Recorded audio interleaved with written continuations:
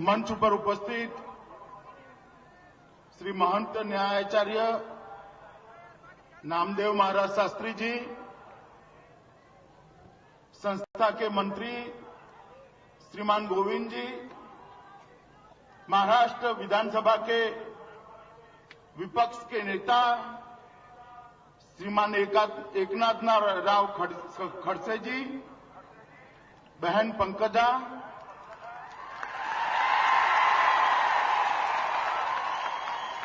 यहां के लोकप्रिय सांसद श्री दिलीप गांधी जी, गुजरात से यहां पर दर्शन के लिए आए भगवान बाबा के श्री शंकरभाई चौधरी,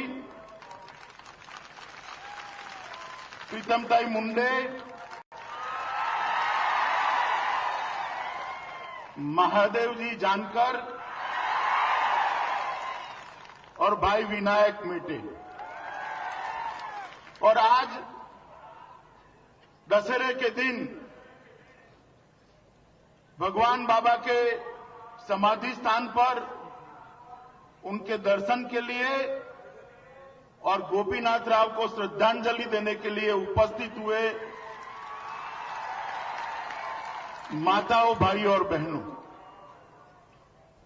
सबसे पहले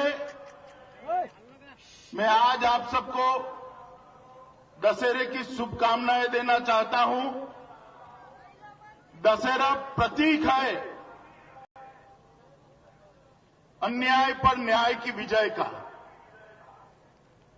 और पूरे महाराष्ट्र में आज दशहरे के दिन महाराष्ट्र की जनता ने संकल्प किया है कि इस बार अन्याय पर न्याय की विजय होना निश्चित है। मैं यहां कोई राजनीतिक भाषण करने नहीं आया। मैं पूजनीय भगवान बाबा की समाधि पर माथा टेकने के लिए यहां आया हूं।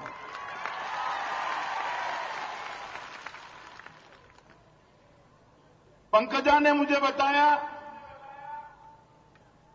कि भाई गोपीनाथ राव 2 जगह पे सभा कर मंत्री बनने के बाद 2 जगह पे सभा की थी। एक यहां कही थी और दूसरी अल्याबाई के जन्मस्थान चौंडी में की थी। मैं चौंडी तो जाकर आया था, भगवानगढ़ रह गया था, आज भगवानगढ़ भी आ लिया। दोनों जगह पे गोपीनाथ राव को श्रद्धांजलि देने का काम पूरा हुआ है। मित्रों, जब देश भर में परिवर्तन हुआ और भारतीय जनता पार्टी की मोदी सरकार बनी, तब गरीबों से जुड़े हुए 2 मंत्रालय थे। एक ग्रामीण विकास मंत्रालय और दूसरा पंचायत विभाग। ये दोनों मंत्रालय गरीबों को न्याय दिलाने का काम करते हैं, गरीबों को लोगों के समकक्ष ले जाने का काम करते हैं। और दोनों मंत्रालय का काम नरेंद्र भाई ने बहुत सोच समझकर गोपीनाथ राव को दिया था कि गरीबों की चिंता, गांव की चिंता, गरीब की चिंता, किसान की चिंता गोपीनाथ राव से अधिक और कोई नहीं कर सकता। इसीलिए दोनों मंत्रालय उनको दिए थे। मगर नियति को कोई ये बात मंजूर नहीं थी, कुछ और ही मंजूर था। और दुर्भाग्य की बात है कि गोपीनाथ राव हम सबके बीच में नहीं रहे। कुछ दिन पहले पंकजा ताई का फोन आया कि दशहरे के दिन यहां हर बार गोपीनाथ राव आते थे और भगवान बाबा की समाधि पर जो मेला लगता है वहां भगवान बाबा की समाधि पर मत्था टेकते थे। मैंने तुरंत पंकजा ताई को कहा कि मैं आऊंगा और गोपीनाथ राव के जितने भी चाहने वाले हैं सबको जरूर मिलना चाहूंगा।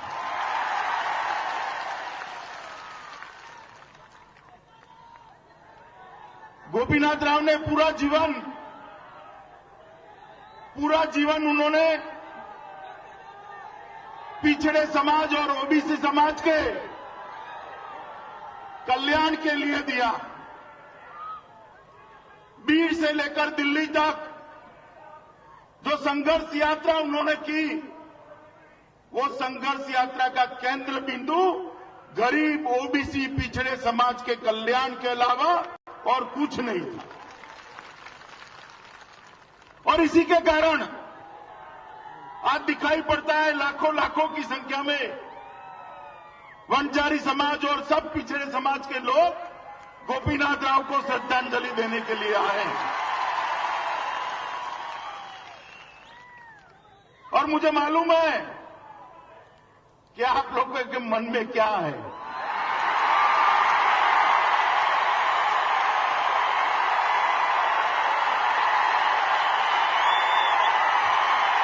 बैठ जाइए, बैठ जाइए।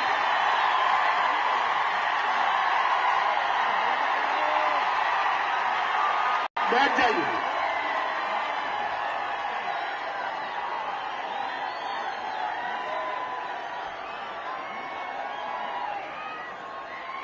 ऐसा मत समझिए कि आपकी भावनाओं से नेतृत्व अवगत नहीं है।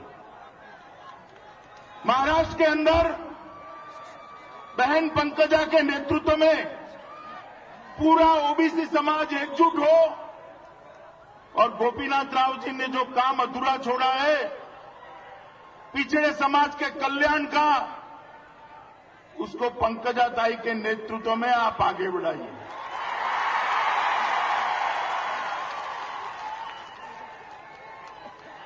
ये मंच राजनीतिक मंच नहीं है, इसलिए मैं कोई राजनीतिक बात करना नहीं चाहता हूं, मगर मैं यहां इतना निश्चित कहना चाहता हूं,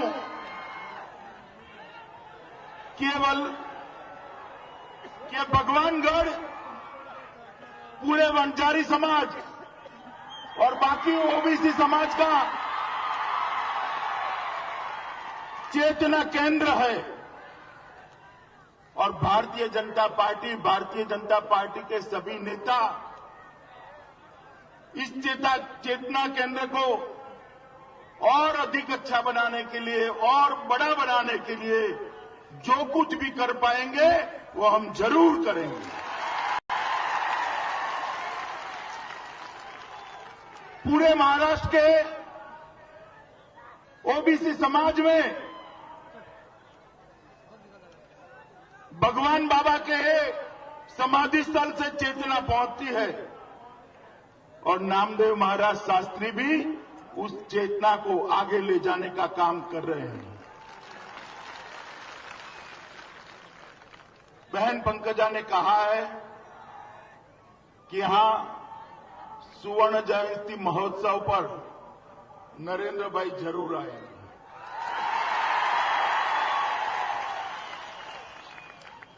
अब पंकजा ने आग्रह किया है तो नरेंद्र भाई जरूर आएंगे।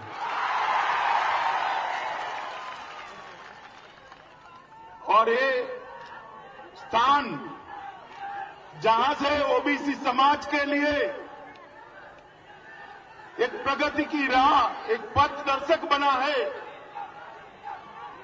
जहां से हमेशा गोपीनाथ मुंडे ने पिछड़ों के विकास की बात की, जहां से हमेशा गोपीनाथ मुंडे ने पिछड़ों के कल्याण के लिए संघर्ष की शुरुआत की। इस स्थान का महत्व पूरे महाराष्ट्र में प्रमुख स्थान पर हो, इसके लिए भारतीय जनता पार्टी के सभी लोग यहां पर काम करेंगे। मित्रों, आज विजयादशमी के दिन पर हम सब लोग यहां से संकल्प करके जाए कि पूरा ओबीसी समाज न्याय के लिए जो संघर्ष गोपीनाथ राव ने अधूरा छोड़ा है, उसको पंकजा मुंडे के नेतृत्व में आगे लेकर आप लोग जाएंगे।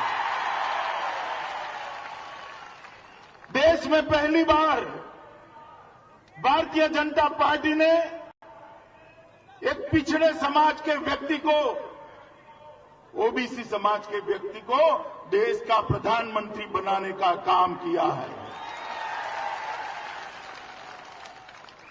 नरेंद्र भाई के नेतृत्व में केंद्र में जो भारतीय जनता पार्टी की सरकार काम कर रही है, उसकी प्रमुख नीति है कि पिछड़े समाज के लोगों के कल्याण के लिए ज्यादा से ज्यादा काम किया जाए। और आने वाले दिनों में महाराष्ट्र में भी इस बात को प्रमुखता देकर हम आगे बढ़ाएंगे। आज मैं ज्यादा कुछ कहना नहीं चाहता। आज इस स्थान पर भगवान बाबा के श्री चरणों में मैं अपने श्रद्धा सुमन अर्पित करता हूं और आशा करता हूं कि ये स्थान सालों साल तक, सदियों तक ओबीसी समाज और बंजारी समाज के लिए ऊर्जा का स्थान बना रहेगा। फिर से एक बार भाई गोपीनाथ राव की पुण्य स्मृति को श्रद्धा सुमन अर्पित कर मेरी बात मैं समाप्त करता हूं और आप सबसे अपील करता हूं कि संघर्ष जो गोपीनाथ राव ने चालू किया है, उसको आप आगे बढ़ाते रहेंगे। वंदे मातरम।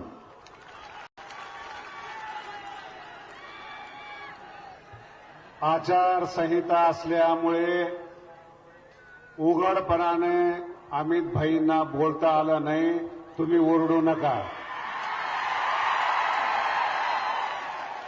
अमित भाईंना भगवानगड हा गुरु आहे।